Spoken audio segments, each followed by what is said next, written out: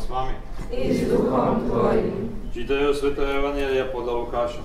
Sláva tebe, Pane. Keď sa všetok ľud dával krstiť a keď bol pokrstený aj Ježiš a modlil sa, otvorilo sa nebo.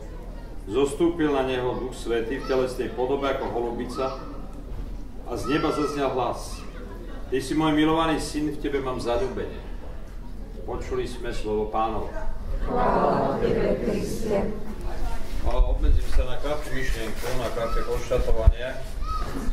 Ale všimnite si, že Lukáš na rozdiel od iných evangelistov, a každý o to píše, o krste Pána, hovorí, že ľudia sa dávali pokrstiť a Ježiš ako by prišiel na konci.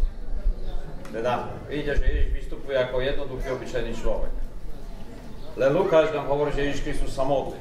Iní synoptici, alebo ani Ján nehovorí, že by sa Ježiš Kristus pri krste modlil. A potom sa konštatuje to, že Duch Svätý na Ježiša zostupuje v telesnej forme. Teda, to ma tak najviac ako si uputáva, že v telesnej forme. A o toto mi vlastne viac menej ide, aby sme si možno aj my z pohľadu nášho krstu uvedomili, že kresťanské svedectvo my podávame v telesnej forme. Telo nie je niečo zlé. My veríme vo vzkriesenie tela. Telo je niečo, čo Boh chce transformovať konečne. Aj keď je porušiteľné, aj keď podlieha skaze a hádam, Pán Boh nás nestvorí presne s takým istým telom, ako máme teraz, možno deformovaným, neperfektným, ale na druhej strane je to Duch Svätý, ktorý oživuje naše telo a ktoré vlastne nášmu telu dáva ten posledný punc, tú poslednú krásu, tú nadprirodzenú. A hádam, spojenie s prvým čítaním ide o to, aby sme si aj my položili otázku, či nechceme byť diakoni, služobníci. Teda, čo Ježiša Krista oprávnilo, keď povedal, si človeka neprišiel sa dať obsluhovať, ale prišiel slúžiť a dať svoj život ako výkupné za mnohých. Či toto nemalo by byť motto každého z nás. A teda, prosme hľadám Pána, aby sme v našej telesnej forme, aký sme, slaví, nedokonali, unavení často, topáni bytí životom, vedeli slúžiť. Vedeli byť diakoni v našej kresťanskej komunite. A myslím si, že tam bol veľký krok Svätej Cirkvi dopredu. Teda práve tým, že Svätá Cirkev dokázala slúžiť aj helenistickým dovám, ktoré Adam každý odkopoval, nikto si nevšímal, ako si začala byť viacej univerzálna. To platí aj u svätého Pavla. Svätý Pavol by preklenul nepochopenie so židokresťanmi, ktorí žili v Jeruzaleme, začal zbierku pre chudobných.